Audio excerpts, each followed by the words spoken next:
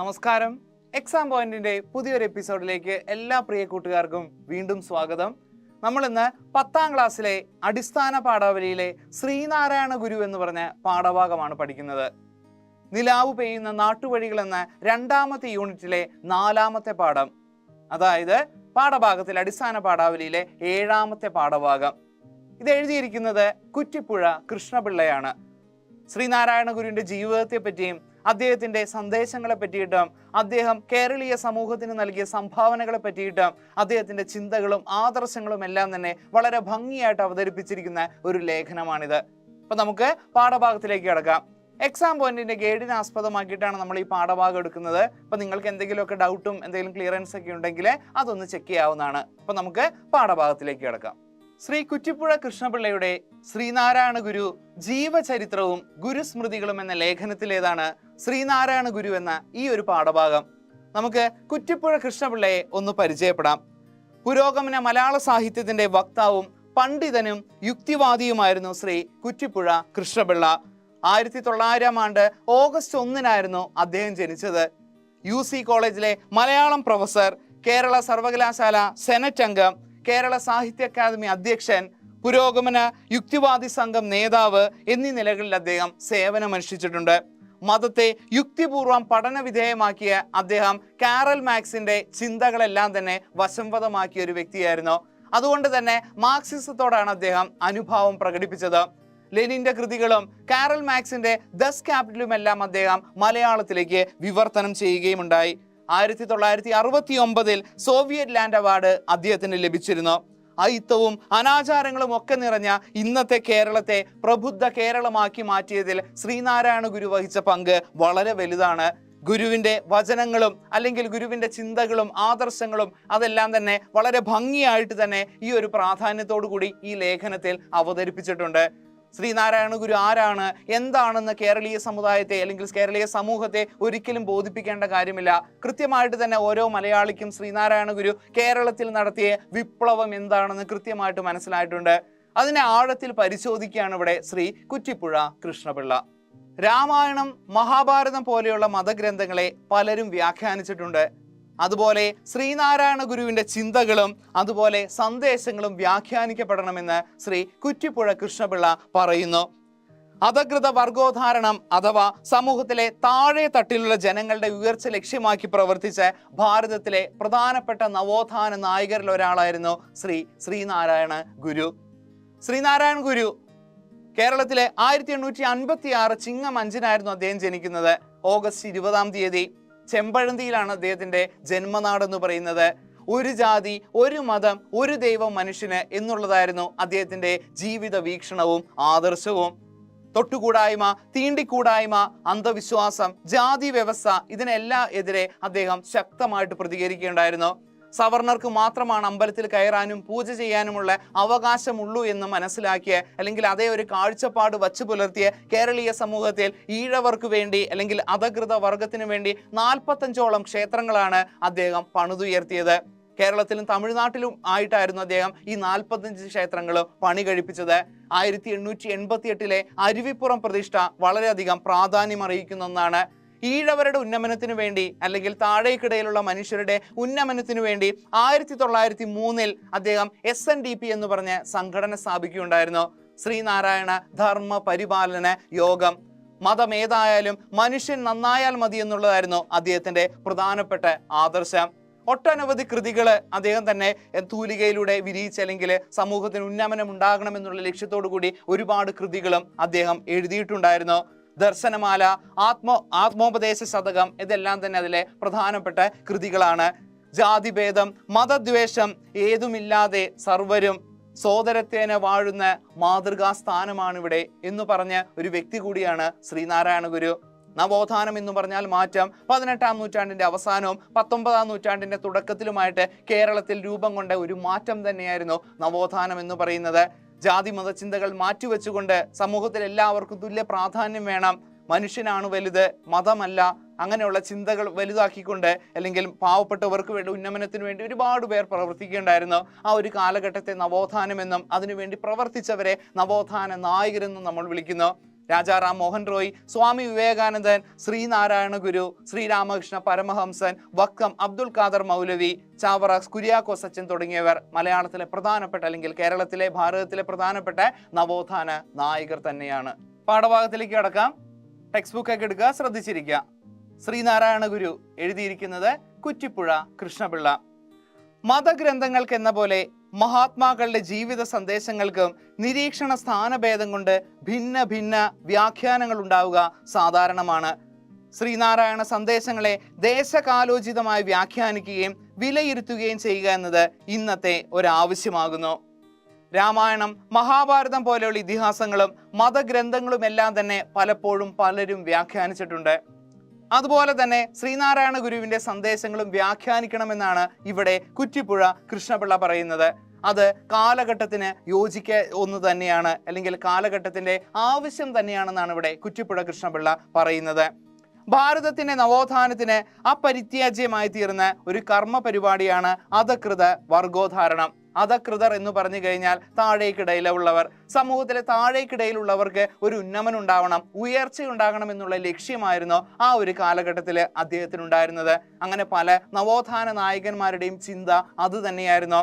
സവർണൻ അവർണൻ എന്നുള്ള ഒരു വേർതിരിവില്ലാതെ എല്ലാവരും മനുഷ്യനായി കാണണം, മനുഷ്യനെ മനുഷ്യനായി കാണണം എന്നുള്ള ചിന്താഗതിയായിരുന്നു അവർ വച്ചു പുലർത്തിയിരുന്നത്. അതുകൊണ്ട് തന്നെയാണ് ശ്രീനാരായണ ഗുരു പറഞ്ഞത് ഒരു ജാതി, ഒരു മതം, ഒരു ദൈവം, മനുഷ്യൻ എന്ന്.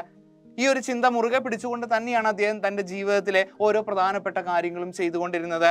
തൊഴിലിന്റെ അടിസ്ഥാനത്തിൽ ഭാരതത്തിൽ ബ്രാഹ്മണൻ, ക്ഷത്രിയൻ, വൈശ്യൻ, ശൂദ്രൻ എന്നിങ്ങനെയുള്ള വേർതിരിവുണ്ടായിരുന്നു. ശൂദ്രന്മാർക്ക് യാതൊരു തരത്തിലുള്ള ഒരു അവകാശങ്ങളും സമൂഹത്തിൽ ഉണ്ടായിരുന്നില്ല.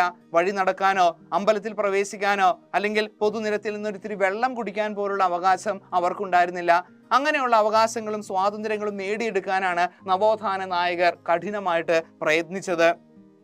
രാജാറാം മോഹൻ റോയ്, ദയാനന്ദ സരസ്വതി, രാമകൃഷ്ണ പരമഹംസൻ, സ്വാമി വിവേകാനന്ദൻ തുടങ്ങിയ കർമ്മയോഗികൾ ജീവിച്ചതും പ്രവർത്തിച്ചതും ഈ ധർമ്മം പുനഃസ്ഥാപിക്കാൻ വേണ്ടിയാണ്. ഇങ്ങനെയുള്ള നവോത്ഥാന നായകരെല്ലാം തന്നെ പ്രവർത്തിച്ച് എന്തിനു വേണ്ടിയാണ്? ഈ ഒരു ഉന്നമനത്തിന് വേണ്ടി. അധകൃതരുടെ ഒരു വളർച്ച, ഉദ്ധാരണം എന്നുള്ളത് മാത്രമായിരുന്നു അവരുടെ പ്രധാനപ്പെട്ട ലക്ഷ്യം. ആര്യ സമാജം സ്ഥാപിച്ച വ്യക്തിയായിരുന്നു ശ്രീ ദയാനന്ദ സരസ്വതി. അതുപോലെ തന്നെ ശ്രീരാമകൃഷ്ണ പരമഹംസൻ, അദ്ദേഹം സ്വാമി വിവേകാനന്ദന്റെ ഗുരുവായിരുന്നു. ശ്രീരാമകൃഷ്ണ മിഷൻ സ്ഥാപിച്ചത് ഈ സ്വാമി വിവേകാനന്ദനാണ്. അതുപോലെ തന്നെ രാജാറാം മോഹൻ റോയ് സതി എന്ന് പറഞ്ഞ ദുരാചാരം നിർത്തിച്ചത് ഈ ഒരു വ്യക്തിയായിരുന്നു. ആര്? രാജാറാം മോഹൻ റോയ്. ശ്രീനാരായണ ഗുരുവും ഈ മാർഗം തന്നെയാണ് പ്രധാനമായി അവലംബിച്ചത്. യോഗിയും അദ്വൈതിയുമായിരുന്ന ഈ മഹാപുരുഷൻ പല യതീവര്യരും ചെയ്യാറുള്ളത് പോലെ സ്വമോക്ഷത്തെ ലക്ഷ്യമാക്കി പ്രവൃത്തി രംഗത്ത് നിന്ന് നിവൃത്തനായില്ല എന്നത് ഇവിടെ എടുത്തു പറയേണ്ടതുണ്ട്. നിവൃത്തൻ എന്ന് പറഞ്ഞാൽ പിൻവാങ്ങുക എന്നർത്ഥം.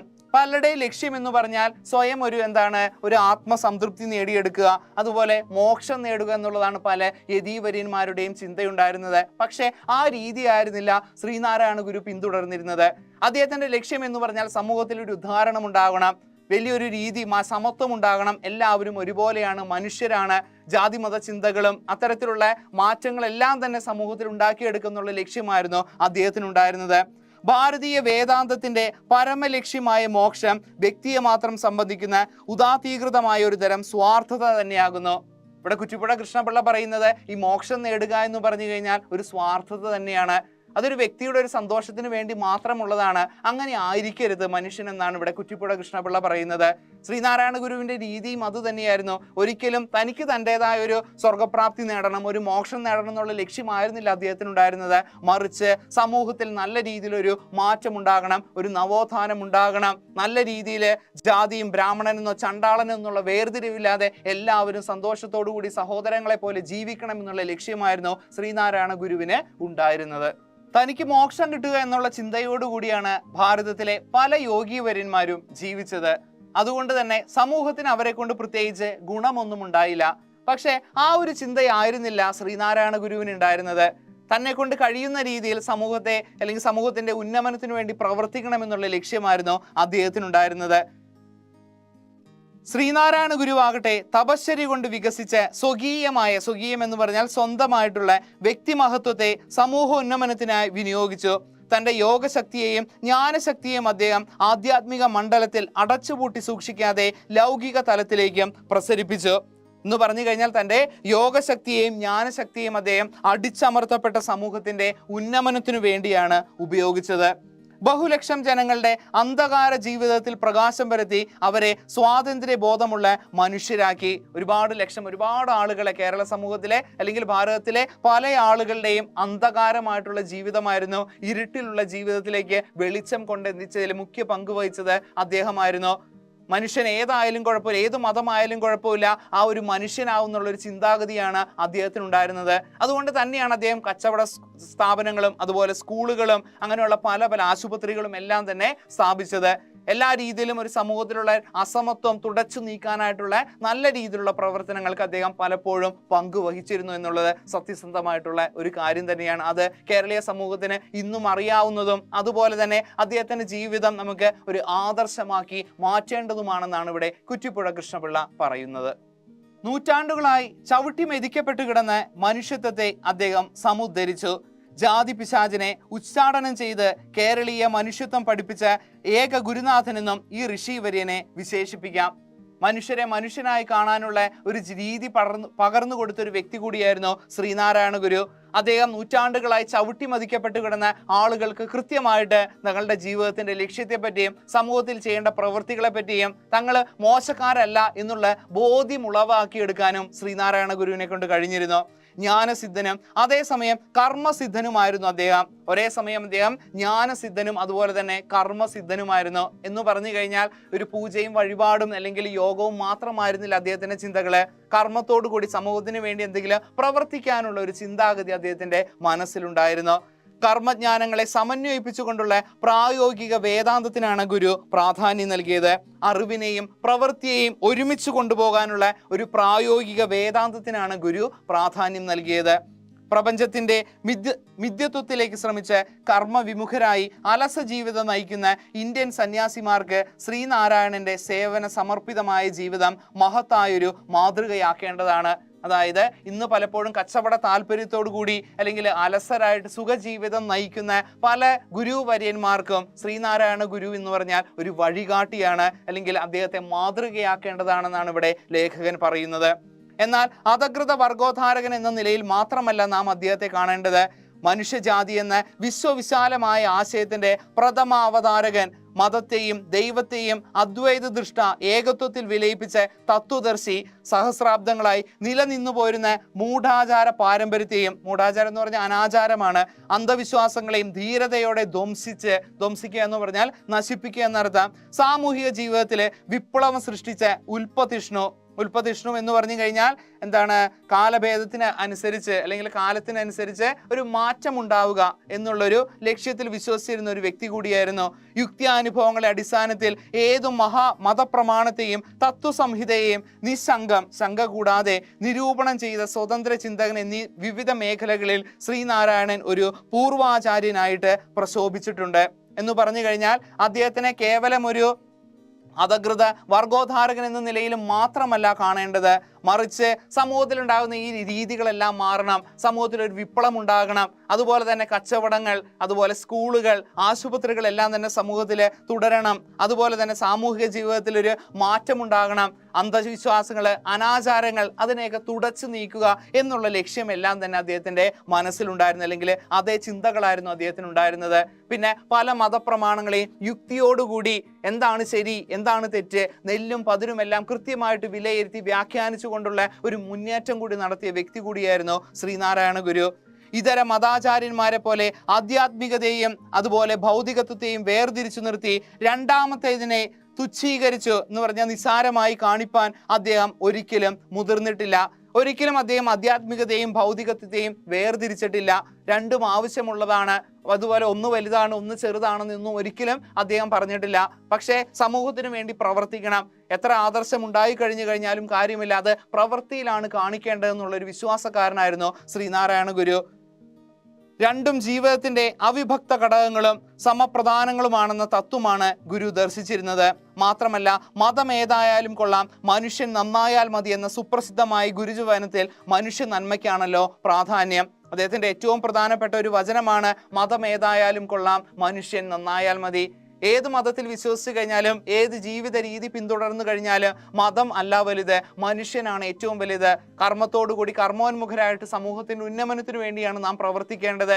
എല്ലാവരെയും തുല്യരായിട്ട് കാണണം, മനുഷ്യനാണ് എപ്പോഴും പ്രാധാന്യം കൊടുക്കേണ്ടത് എന്നുള്ള വിശ്വാസക്കാരനായിരുന്നു ശ്രീനാരായണ ഗുരു.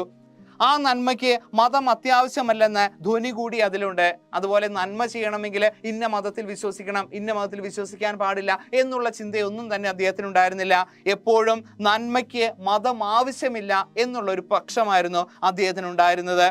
മറ്റു മതപ്രചാരകന്മാർ അവനവന്റെ മതമാകുന്ന പുഴയുടെ ആഴവും നീളവും അളന്നു കാണിച്ച് പ്രചാരണ പെരുമ്പറ മുഴക്കിയപ്പോൾ ശ്രീനാരായണ ഗുരു ഹിന്ദു മതത്തെ ഒരക്ഷരം പറയാതെ എല്ലാ മതം നദികളും ചെന്നു ചേരുന്ന മഹാസമുദ്രത്തെ പറ്റിയാണ് സംസാരിച്ചതെന്ന സംഗതി ഏറ്റവും അർത്ഥവത്താകുന്നു. പല മതാചാര്യന്മാരും തങ്ങളുടെ മതമാണ് ഏറ്റവും വലുത്, ആ മതമാണ് ഏറ്റവും പ്രാധാന്യമുള്ളത്, മറ്റുള്ളത് മോശമാണ് എന്നെല്ലാം പറയുന്ന സമയത്ത് ഒരിക്കലും ഹിന്ദു മതത്തിന്റെ പ്രാധാന്യം വിളിച്ചോതുവാനായിട്ട് ശ്രീനാരായണ ഗുരു ഒന്നും തന്നെ ചെയ്തിട്ടില്ല. താൻ ഒരു ഈഴവനാണ്, അല്ലെങ്കിൽ ഈഴവരുടെ ഉന്നമനത്തിന് വേണ്ടി മാത്രം പ്രവർത്തിക്കുന്ന ഒരുവനാണ് എന്നുള്ള രീതി ആയിരുന്നില്ല അദ്ദേഹത്തിനുണ്ടായിരുന്നത്. മറ്റു മതങ്ങളെ പുച്ഛിക്കാനും അല്ലെങ്കിൽ സ്വന്തം മതം വളരെ വലുതാണ് എന്ന് പറയാനൊന്നും തന്നെ അദ്ദേഹത്തിന് യാതൊരു താല്പര്യവുമില്ലായിരുന്നു. ഈ മതങ്ങളെല്ലാം ഒഴുകി വരുന്ന പുഴ ചെന്നു ചേരുന്ന ഈശ്വരൻ എന്ന് പറഞ്ഞ് ആ മഹാസമുദ്രത്തെ പറ്റിയാണ് അദ്ദേഹം പലപ്പോഴും സംസാരിച്ചിട്ടുള്ളത്. വാസ്തവത്തിൽ മതാതീതനായിട്ടുള്ള ഒരു തത്വജ്ഞാനിയായിരുന്നു അദ്ദേഹം. ഒരിക്കലും അദ്ദേഹം ഒരു മതത്തിനും അതീതനായിരുന്ന വ്യക്തിയായിരുന്നില്ല. ഉന്ന മതത്തിലും അദ്ദേഹം വിശ്വസിക്കുന്നു എന്ന് പറയാനും കഴിയില്ലായിരുന്നു. ഒരു മനുഷ്യൻ എന്നുള്ള ഒരു വിശ്വാസത്തിനാണ് അദ്ദേഹം മുൻതൂക്കം കൊടുത്തിരുന്നത്. അതുകൊണ്ട് തന്നെ മതാതീതനായിട്ടുള്ള ഒരു ഫിലോസഫർ, ഒരു തത്വജ്ഞാനിയായിരുന്നു ശ്രീനാരായണ ഗുരു എന്നാണ് കുറ്റിപ്പുഴ കൃഷ്ണപിള്ള ഇവിടെ പറയുന്നത്. ബാക്കി ഭാഗത്തിലേക്ക് നോക്കാം, ശ്രദ്ധിച്ചിരിക്കാം. പല മതസാരവും ഏകമെന്ന് പാരാതുലകിൽ ഒരാനയിൽ അന്തരെന്ന പോലെ പലവിധ യുക്തി പറഞ്ഞു പാമരന്മാർ അലയുവതോർത്താൽ അലയാതിരുന്നിടണം.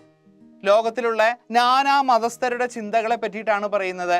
എല്ലാ മതത്തിന്റെയും അവസാന വാക്കെന്ന് പറയുന്നത് ഈശ്വര ചിന്ത എന്നുള്ളതാണ്, ഈശ്വര സാക്ഷാത്കാരം എന്നുള്ളതാണ്.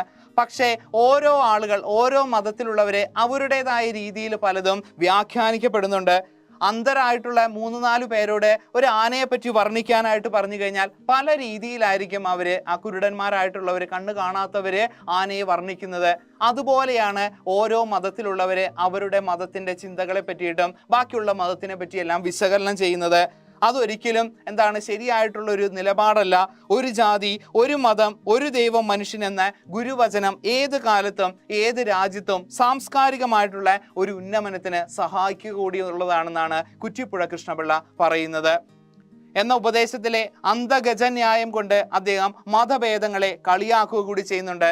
അന്ധഗജത എന്ന് പറഞ്ഞാൽ കുരുടന്മാർ ആനയെ കണ്ട് വർണ്ണിക്കുന്ന ന്യായം, മുൻപ് പറഞ്ഞതുപോലെ അദ്ദേഹം മതഭേദങ്ങളെ കളിയാക്കുക കൂടി ചെയ്യുന്നുണ്ട്.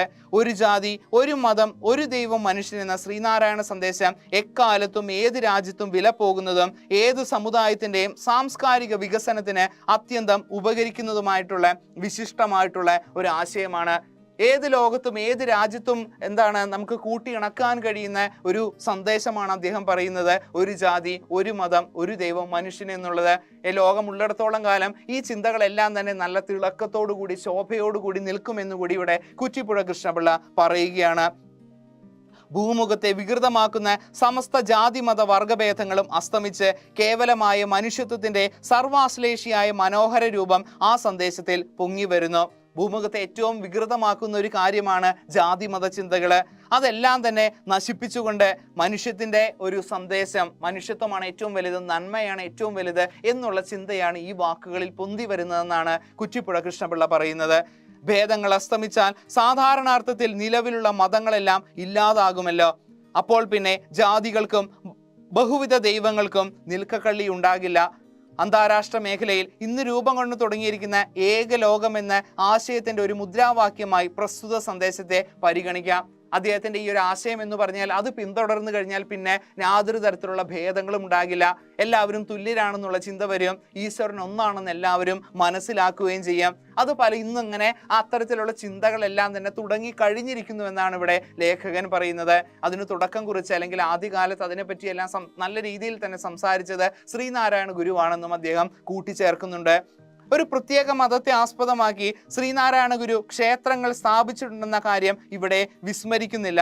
പക്ഷെ അത് പാമര ഭൂരിപക്ഷമുള്ള അധസ്ഥിത സമുദായങ്ങളെ പടിപടിയായി ഉയർത്തിക്കൊണ്ടുവരുന്നതിനാവശ്യമായ ഒരു തൽക്കാലോപാധി മാത്രമായിരുന്നു.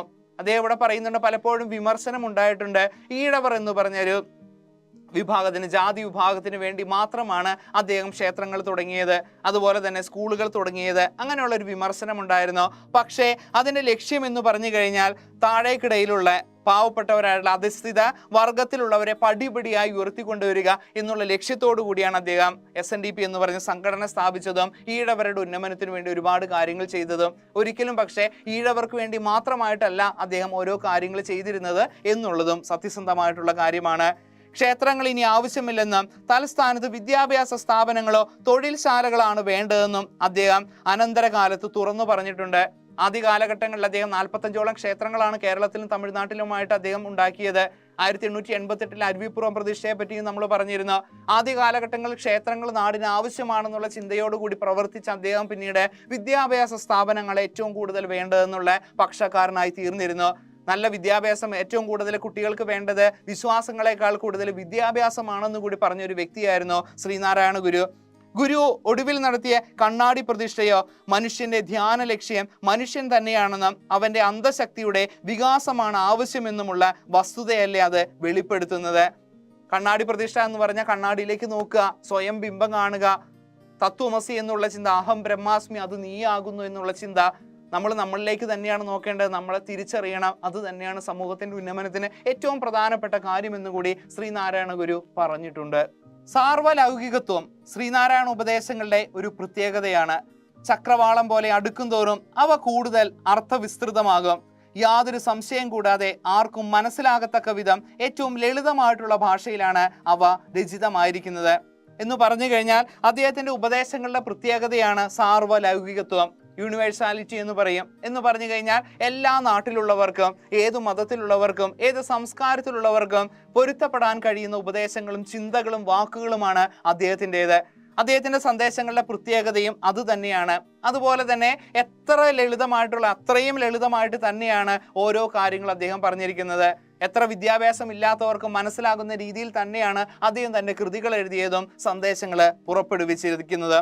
അതേസമയം സൂത്രവാക്യ സദൃശ്യമായ അർത്ഥഗാംഭീര്യവും അതിൽ കാണാനായിട്ട് കഴിയും. അതുപോലെ തന്നെ ഒരുപാട് അർത്ഥതലങ്ങളും അതിനകത്ത് നമുക്ക് ലളിതമാണെങ്കിൽ തന്നെയും ഒത്തിരി ആഴത്തിൽ മനസ്സിലേക്ക് പതിയുന്ന അർത്ഥഗാംഭീര്യവും നമുക്ക് അവിടെ കാണാനായിട്ട് കഴിയും. താൻ പറയുന്നത് പാമര ജനങ്ങളുടെ ഉള്ളിലും കുറുക്കി കൊള്ളണമെന്ന് ഗുരു കരുതിയിരുന്നു. പാമരർ എന്ന് പറഞ്ഞു കഴിഞ്ഞാൽ പാവപ്പെട്ട ഒരു വിദ്യാഭ്യാസം ഇല്ലാത്ത സാധാരണക്കാർക്കും മനസ്സിലാകണം തൻ്റെ സന്ദേശങ്ങൾ, വാക്കുകൾ എന്ന് അദ്ദേഹത്തിന് താല്പര്യമുണ്ടായിരുന്നു, അല്ലെങ്കിൽ അദ്ദേഹം കരുതിയിരുന്നു. സ്വതേ മൗനിയായിരുന്നെങ്കിലും അല്പഭാഷണം കൊണ്ട് ശ്രോതാക്കൾക്ക് സംശയ നിവൃത്തി വരുത്താൻ അദ്ദേഹം അതിവിദഗ്ധനുമായിരുന്നു.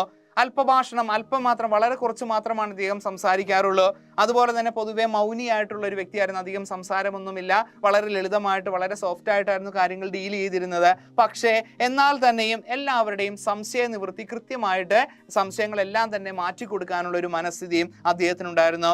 ചിലപ്പോൾ ഉദാഹരണങ്ങളിൽ കൂടിയായിരിക്കും ആശയാവിഷ്കരണം. ജാതി ഒന്നാണെന്നതിന് തെളിവൊന്നും വേണ്ടല്ലോ. ഒരു പട്ടി വേറൊരു പട്ടിയെ കണ്ടാൽ അതിൻ്റെ സ്വന്തം ജാതിയാണെന്ന് മനസ്സിലാക്കുന്നു. എല്ലാ മൃഗങ്ങൾക്കും ഈ വകതിരിവുണ്ട്, അതനുസരിച്ച് ജീവിക്കുന്നതുമുണ്ട്. മനുഷ്യർക്ക് മാത്രം സംശയം, സ്വന്തം ജാതി തിരിച്ചറിയാനുള്ള ശക്തിയില്ല, മൃഗങ്ങളെക്കാൾ മോശം. ഈ സംഭാഷണത്തിൽ ഉദ്ദിഷ്ടമായ ആശയം എത്ര ഊക്കോടെ നമ്മുടെ മനസ്സിൽ തറച്ചു കയറുന്നുണ്ടെന്ന് നോക്കുക. അതായത് ഈ ഒരു വരികളിൽ അദ്ദേഹം പറയുന്നത് വളരെ ലളിതമായിട്ട് പല ഉദാഹരണങ്ങളിലൂടെ അദ്ദേഹം പല കാര്യങ്ങളും പറയാറുണ്ട്. എല്ലാ ജാതിയും മതവും എല്ലാം തന്നെ ഒന്നാണെന്ന് അദ്ദേഹം പറയുന്നുണ്ട്. ഒരു പട്ടി മറ്റൊരു പട്ടിയെ കണ്ടു കഴിഞ്ഞാൽ അതിൻ്റെ ജാതി മനസ്സിലാക്കും. പക്ഷേ പലപ്പോഴും മനുഷ്യന് ആ ഒരു വകതിരിവില്ല, വേർതിരിവില്ല എന്നുള്ളതാണ് അദ്ദേഹം പറയുന്നത്. മൃഗങ്ങളെക്കാളും പലപ്പോഴും മനുഷ്യൻ മോശമാണെന്ന് കൂടി ശ്രീനാരായണ ഗുരു പറയുന്നുണ്ട്. മറ്റുള്ള ജീവജാലങ്ങളിൽ നിന്ന് മനുഷ്യനെ വേർതിരിക്കുന്ന ഏറ്റവും പ്രധാനപ്പെട്ട ഘടകം എന്ന് പറയുന്നത് ചിന്തിക്കാനുള്ള ഒരു ശക്തിയാണ്. പക്ഷെ പലപ്പോഴും മനുഷ്യൻ ചിന്താശക്തി പണയം വെച്ചുകൊണ്ടാണ് പുറത്തേക്ക് ഇറങ്ങുന്നുള്ളത് ഏറ്റവും പ്രധാനപ്പെട്ട കാര്യം എന്ന് പറഞ്ഞു കഴിഞ്ഞാൽ വളരെ കൃത്യമായിട്ട് തന്നെ വിമർശിക്കാനും ശക്തമായിട്ട് പറയാനും അദ്ദേഹത്തിന് യാതൊരു മടിയും ഉണ്ടായിരുന്നില്ല എന്നർത്ഥം. വിദ്യാഭ്യാസം, വ്യവസായം, സംഘടന, ജീവിതശുദ്ധി ഇതൊക്കെയാണ് അധസ്ഥിത സമുദായങ്ങൾക്ക് വേണ്ടതെന്ന് ഗുരു കൂടെ പറഞ്ഞിരുന്നു. എപ്പോഴും അദ്ദേഹം പറഞ്ഞിരുന്ന ഒരു കാര്യമാണ് വിദ്യാഭ്യാസത്തിനാണ് ഏറ്റവും കൂടുതൽ പ്രാധാന്യം കൊടുക്കേണ്ടത്. അതുപോലെ തന്നെ വ്യവസായത്തിലേക്ക് എല്ലാവരെയും വഴിതിരിച്ചു വിട്ടത്, ആർഭാടത്തിൽ നിന്ന് വ്യവസായത്തിലേക്കൊക്കെ എല്ലാം ആളുകളെ വഴിതിരിച്ചു വിട്ടതിൽ പ്രധാനപ്പെട്ട പങ്ക് വഹിച്ച ഒരു വ്യക്തിയായിരുന്നു ശ്രീനാരായണ ഗുരു. അതുപോലെ സംഘടന, എല്ലാവരും ഒരു യൂണിറ്റിയോടുകൂടി എല്ലാവരും നിന്ന് കഴിഞ്ഞാൽ വിജയിക്കാൻ കഴിയുമെന്നുള്ള ചിന്ത അദ്ദേഹത്തിനുണ്ടായിരുന്നു. ജീവിതശുദ്ധി, എപ്പോഴും നന്മയോടുകൂടി, ധാർമ്മികതയോടുകൂടി, നീതിയോടുകൂടി ജീവിതത്തിലേക്ക്, അല്ലെങ്കിൽ ജീവിതം അങ്ങനെയാണ് കൊണ്ടുപോകേണ്ടതെന്ന് അധസ്ഥിത സമുദായങ്ങൾക്ക് അദ്ദേഹം ഒരു ഉപദേശമായിട്ട് കൊടുത്തിരുന്നു. ഇങ്ങനെ നാനാപ്രകേരണ ആദർശശാലിതയും പ്രായോഗിക ബുദ്ധിയും ഇണങ്ങിച്ചേർന്നുള്ള ഒരു യുഗാചാര്യനായിരുന്നു ശ്രീനാരായണ ഗുരു എന്ന് പറഞ്ഞാൽ. എല്ലാ രീതിയിലൊരു ആദർശവും അതുപോലെ തന്നെ പ്രായോഗിക ജീവിതം എന്ന് പറഞ്ഞാൽ കർമ്മത്തോടു കൂടി, ചുമ്മാ സംസാരം മാത്രമായിരിക്കരുത്, പ്രവൃത്തിയിലൂടെ ജീവിതത്തെ മുന്നോട്ട് കൊണ്ടുപോകണം എന്നുള്ള ഒരു ചിന്താഗതി വച്ചു പുലർത്തിയ വ്യക്തി കൂടിയായിരുന്നു, യുഗാചാര്യനായിരുന്നു ശ്രീനാരായണ ഗുരു എന്ന് കുറ്റിപ്പുഴ കൃഷ്ണപിള്ള പറയുന്നുണ്ട്. കേരളത്തെ ജാതി പാതാളത്തിൽ നിന്നുയർത്തി അതിൻ്റെ ഭ്രാന്തായലത്വം നിശേഷം നീക്കം ചെയ്തുവെന്നതുകൊണ്ട് തന്നെ അദ്ദേഹം നമുക്കെല്ലാവർക്കും പ്രാതസ്മരണീയനാകുന്നു. പ്രാതസ്മരണീയൻ എന്ന് പറഞ്ഞു കഴിഞ്ഞാൽ ആദ്യം ഓർക്കേണ്ടയാൾ എന്നർത്ഥം. എല്ലാ രീതിയിലും ജാതി മത ചിന്തകള്, അല്ലെങ്കിൽ സ്വാമി വിവേകാനന്ദൻ കേരളത്തെ ഭ്രാന്താലയം എന്നാണ് വിശേഷിപ്പിച്ചത്. ആ ഒരു ഭ്രാന്ത് മാറ്റിക്കൊണ്ട് എല്ലാവരും ഒന്നുപോലെ ഉണ്ടാക്കിയെടുക്കണം, അല്ലെങ്കിൽ ഒരുപോലെ രീതിയിൽ എല്ലാവരും ഒന്നായി തീരണം, എല്ലാവരും തുല്യരാണെന്നുള്ള വിശ്വാസം വച്ചു പുലർത്തണം എന്നുള്ള ചിന്താഗതി ആദ്യം മുന്നോട്ട് വെച്ച ഒരു വ്യക്തി എന്ന് പറയുന്നത് ശ്രീനാരായണ ഗുരു തന്നെയാണ്. ആ മഹച്ചരിതവും മഹാസൂക്തങ്ങളും ഭാവി തലമുറകൾക്കും പ്രചോദനം നൽകുമാറാകട്ടെ. അദ്ദേഹത്തിന്റെ ആദർശങ്ങളും അതുപോലെ സൂക്തങ്ങളും ഇനി വരുന്ന തലമുറയ്ക്ക് എല്ലാം തന്നെ ഒരു ഇൻസ്പിറേഷൻ, ഒരു പ്രചോദനം കൂടി ആയിത്തീരട്ടെ എന്നാണ് ഇവിടെ കുറ്റിപ്പുഴ കൃഷ്ണപിള്ള പറയുന്നത്. അത്രത്തോളം കേരളീയ സമുദായത്തിന്റെ ഉന്നമനത്തിനു വേണ്ടിയും ജാതി മത വേർതിരിവുകൾ തുടച്ചു നീക്കാനും ഒരുപാട് അധ്വാനിച്ച ഒരു വ്യക്തി കൂടിയായിരുന്നു ശ്രീനാരായണ ഗുരു.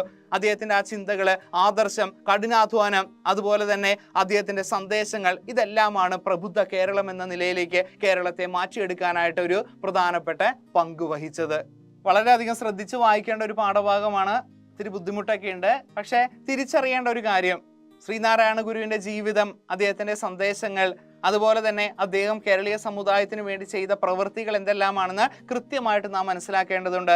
കൂടാതെ നവോത്ഥാനം എന്ത്, നവോത്ഥാന നായകരാരൊക്കെ, ഒരു കാലഘട്ടം കേരളം എങ്ങനെയായിരുന്നു, ഇന്നുണ്ടായിട്ടുള്ള ഒരു മാറ്റം, അതിനുവേണ്ടി ശ്രീനാരായണ ഗുരു ചെയ്ത കാര്യങ്ങൾ എന്തെല്ലാം, ഇതെല്ലാം കൃത്യമായിട്ട് നമ്മളൊന്ന് മനസ്സിലാക്കിയെടുക്കുക. നമുക്കൊരു ചോദ്യത്തിലേക്ക് കിടക്കാം. ശ്രീനാരായണ ഗുരുവിന്റെ സവിശേഷതകളെ പറ്റി കുറ്റിപ്പുഴ കൃഷ്ണപിള്ള ഈ ഒരു പാഠഭാഗത്തിൽ പറയുന്നത് എന്തെല്ലാം? മതാതീതനായിട്ടുള്ള ഒരു തത്വജ്ഞാനിയാണ് ശ്രീനാരായണ ഗുരു. ഒരു മതത്തിന്റെയും കാൽ കീഴിൽ കിടന്ന ഒരു വ്യക്തിയല്ല. ഒരിക്കലും തൻ്റെ മതം ഹിന്ദുമതമാണ്, ഹിന്ദുമതത്തിന് ഇന്ന ഗുണങ്ങളുണ്ട്, മറ്റുള്ള മതം മോശമാണ് എന്നൊന്നും അദ്ദേഹം പറഞ്ഞിട്ടില്ല. എപ്പോഴും അദ്ദേഹം എല്ലാ മതങ്ങൾക്കും തുല്യ പ്രാധാന്യം, മതങ്ങൾ എപ്പോഴും മനുഷ്യ നന്മയ്ക്ക് വേണ്ടി ആയിരിക്കണമെന്നാണ് അദ്ദേഹം പറഞ്ഞിട്ടുള്ളത്. ഗുരുവിന്റെ മതദർശനം ലക്ഷ്യമിടുന്നത് മനുഷ്യ നന്മയാണ്. മതങ്ങൾ എപ്പോഴും മനുഷ്യ നന്മയ്ക്ക് വേണ്ടി, മനുഷ്യരുടെ ഉന്നമനത്തിന് വേണ്ടി ഉള്ളതായിരിക്കണം മതങ്ങൾ എന്നാണ് അദ്ദേഹം പറഞ്ഞത്. എല്ലാ മതങ്ങളെയും അദ്ദേഹം ഒന്നിച്ചു ചേർത്ത് നിർത്തി. ഒരിക്കലും ഒരു വേർതിരിവ് ഉണ്ടാവാതിരിക്കാനായിട്ട് എല്ലാ മതങ്ങൾക്കും തുല്യ പ്രാധാന്യം കൊടുത്തുകൊണ്ട് എല്ലാവരെയും ഒരു നൂലിൽ തന്നെ കോർത്തുകൊണ്ടാണ് അദ്ദേഹം മുന്നോട്ട് പോയത്. എല്ലാ മതങ്ങളും ചേരുന്ന മഹാസമുദ്രത്തെ പറ്റി അദ്ദേഹം അവബോധം പകർന്നു. എല്ലാ മതങ്ങളും മുന്നോട്ട് വയ്ക്കുന്നത് ഈശ്വരൻ എന്നുമുള്ള ഒരു മഹാസമുദ്രത്തെയാണ്. ആ ഒരു ആശയം എന്തായിരുന്നു അദ്ദേഹം മുന്നോട്ട് കൊണ്ടുപോയത്. ഒരു മതത്തെക്കുറിച്ചും ഗുരു ഒന്നും പറഞ്ഞിട്ടില്ല. എല്ലാ മതങ്ങളുടെയും സാരം, അർത്ഥം ഒന്നാണെന്നാണ് അദ്ദേഹം പറഞ്ഞത്. എല്ലാ മതങ്ങളുടെയും നല്ല വശങ്ങൾ അതുമാത്രമാണ് നമ്മൾ ഉൾക്കൊണ്ട് സ്വയം വികസിക്കുക എന്നുള്ളതായിരിക്കണം നമ്മുടെ കാഴ്ചപ്പാടെന്നാണ് അദ്ദേഹം എല്ലാവരോടുമായിട്ട് പറഞ്ഞിട്ടുള്ളത്. രണ്ടാമത്തെ പ്രധാനപ്പെട്ട ചോദ്യമാണ്, ശ്രീനാരായണ ഗുരു സന്ദേശങ്ങളുടെ പ്രത്യേകതകൾ എന്തെല്ലാമാണെന്നാണ് കുറ്റിപ്പുഴ കൃഷ്ണപിള്ള പറഞ്ഞിട്ടുള്ളത്. ഏത് ലോകത്തും ഇന്നും പ്രസക്തമാണ് ശ്രീനാരായണ ഗുരു ദർശനങ്ങള്. സാർവലൗകികമാണ് അദ്ദേഹത്തിന്റെ ചിന്തകൾ എന്ന് പറയുന്നത്. ഏത് കാലഘട്ടങ്ങളിലും അദ്ദേഹത്തിന്റെ സന്ദേശങ്ങൾ റെലവന്റ് ആയിരിക്കും എന്നുള്ളതാണ് ഇവിടെ പറയുന്നത്. ഒരു ജാതി, ഒരു മതം, ഒരു ദൈവം, മനുഷ്യൻ എന്ന വചനത്തിലൂടെ ഏതു രാജ്യത്തായാലും, ഏതു ഭാഷ സംസാരിച്ചാലും, ഏത് രീതിയിൽ വിശ്വസിച്ചു കഴിഞ്ഞാലും മനുഷ്യജാതിയിൽപ്പെട്ട എല്ലാ മനുഷ്യരും ഒന്നാണെന്ന സന്ദേശമാണ് അദ്ദേഹം സമൂഹത്തിന് നൽകിയത്. നിസ്സാരമെന്ന് ഒന്നാമത്തെ കേൾവിയിൽ തോന്നുമെങ്കിലും ചക്രവാളം പോലെ വിശാലമായ അർത്ഥങ്ങൾ ഉൾക്കൊള്ളുന്നതാണ്. വളരെ ലളിതമായിട്ടാണ് അദ്ദേഹം കാര്യങ്ങൾ അവതരിപ്പിക്കുന്നത്. പാമരന്മാർക്കും കൃത്യമായിട്ട് തൻ്റെ വചനങ്ങൾ മനസ്സിലാകണമെന്നുള്ള ലക്ഷ്യമായിരുന്നു അദ്ദേഹത്തിനുണ്ടായിരുന്നത്. പക്ഷേ അർത്ഥഗർഭങ്ങളായിട്ടുള്ള ആശയങ്ങളാണ് അദ്ദേഹത്തിൻ്റെ ഓരോ വാക്കുകളും. മഹത്തായ സന്ദേശങ്ങളെ എളുപ്പം ഓർക്കത്തക്ക രീതിയിൽ ചെറുവാക്യങ്ങളായിട്ടായിരുന്നു അദ്ദേഹം അവതരിപ്പിച്ചിരുന്നത്. സാധാരണക്കാർക്ക് എന്തും മനസ്സിലാകുന്നതും ലളിതവുമായിട്ടുള്ള ആശയങ്ങളായിരുന്നു അദ്ദേഹത്തിൻ്റെത് എന്നുള്ളത് പ്രധാനപ്പെട്ട ഒരു കാര്യമാണ്. ഒരിക്കലും ഒരു വലിയ രീതിയിലുള്ള വലിയ ആദർശങ്ങൾ പറഞ്ഞുകൊണ്ട് അതുപോലെ തന്നെ ആർക്കും മനസ്സിലാകാത്ത രീതിയിൽ കുറെ വചനങ്ങൾ പറയുക എന്നുള്ളതായിരുന്നില്ല അദ്ദേഹത്തിന്റെ രീതി. അർത്ഥഗർഭങ്ങളാണെങ്കിൽ തന്നെ സാധാരണക്കാർക്ക് മനസ്സിലാവുന്ന രീതിയിൽ ലളിതമായിട്ട് ഒരു അമ്പ് പോലെ തറഞ്ഞു കയറുന്ന ശക്തിയുള്ള വാക്കുകളായിരുന്നു അദ്ദേഹത്തിൻ്റെതായിട്ട് ഉണ്ടായിട്ടുള്ളത്. അതുപോലെ ജാതി മത ചിന്തകളുമായി ജീവിക്കുന്നവർക്കെതിരെയുള്ള വിമർശനവും അദ്ദേഹത്തിന്റെ വാക്കുകളിൽ തെളിഞ്ഞ് കാണാമായിരുന്നു.